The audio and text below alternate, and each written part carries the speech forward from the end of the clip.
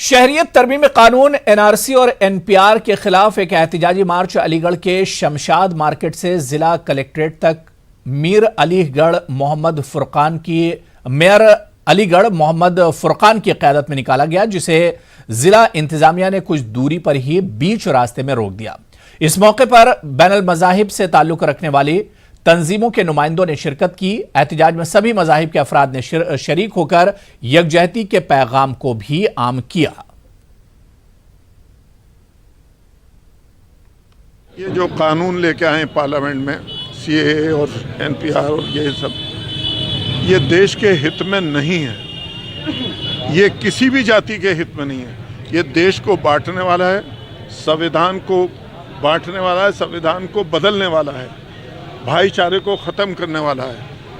और जहाँ भाईचारा देश में ना हो वो देश बड़ा मुश्किल होता है। ये देश हमारा है, हम सबका है।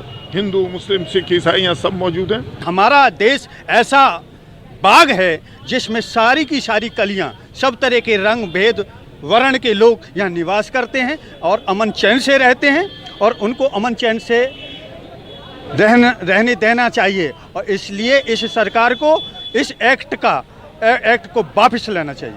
अलीगढ़ के महापौर मोहम्मद फुरकान द्वारा एनआरसी, सीएए और एनपीआर के विरोध में एक ज्ञापन प्रस्तुत किया गया है, जिसमें उनके द्वारा सभी धर्मों और समुदाय के लोगों को लेकर के एक सीएए और एनपीआर और एनआरसी का विरोध करते हुए महामहिम राष्ट्रपति को ज्ञापन दिया गया है।